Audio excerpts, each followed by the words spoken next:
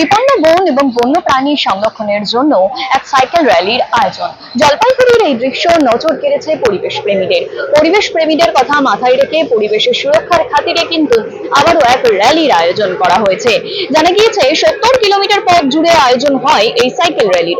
জলপাইগুড়ি জেলার একাধিক পরিবেশ প্রেমী সংগঠনের যৌথ মঞ্চের উদ্যোগে এই র্যালির আয়োজন হয়। পাশাপাশি যৌথ বন পরিচালন কমিটির সদস্যরাও সামিল হন এই সাইকেল র্যালিতে। দেখাবো সেই দৃশ্য।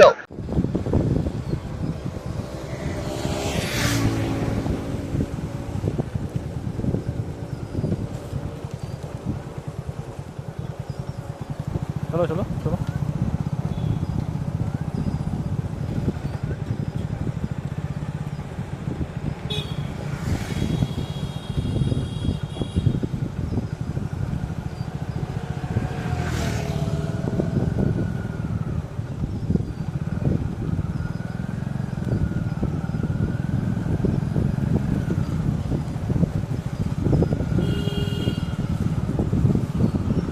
ধ্বংস হচ্ছে, সেই বনাঞ্চলকে বাঁচানোর তাগিদে আজকের এই সাইকেল যাত্রা। আমরা এখানে গরুমারার থেকে শুরু করছি, আমরা পৌঁছবো শিলিগুড়ি বন্যপালের অফিস পর্যন্ত এবং সেখানে ওনার কাছে আমাদের একটা গণ ডেপুটেশন, যে আজকে ডেপুটেশনে আমরা তুলে ধরতে চাই তার কাছে আগামী দিনের সাথে, আগামী প্রজন্মের সাথে বন এবং বন্যপ্রাণীর সুরক্ষা ব্যবস্থায়, বন্যপ্রাণীদের চিকিৎসা ব্যবস্থা এবং বনাঞ্চলকে রক্ষার যে ব্যবস্থাপনা, সেটা সম্পূর্ণভাবে সঠিকভাবে আরও সুন্দরভাবে প্রতিপালিত হোক এবং সেইভাবে কিছু পদক্ষেপ গৃহীত হোক যেখানে বন ও বন্যপ্রাণী রক্ষা পায়।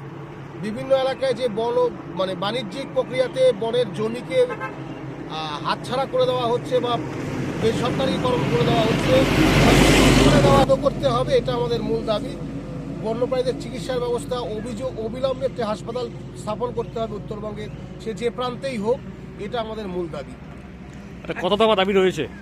আমরা 10 দফা দাবিতে আজকে এই সাইকেল যাত্রা করছি।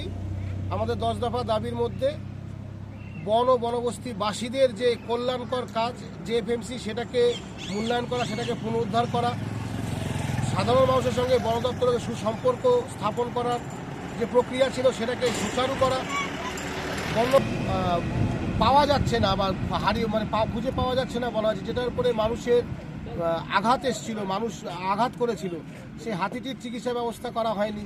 চিকিৎসা ব্যবস্থা বন দপ্তরের কাছে আদৌ সেরকমভাবে কিছু নেই। এরকম 10 দফা দাবি নিয়ে আমাদের আজকের এই যাত্রা। আমরা এখান থেকে শুরু করছি, গরুমারা থেকে আমরা শিলিগুড়ি অবধি পৌঁছাবো।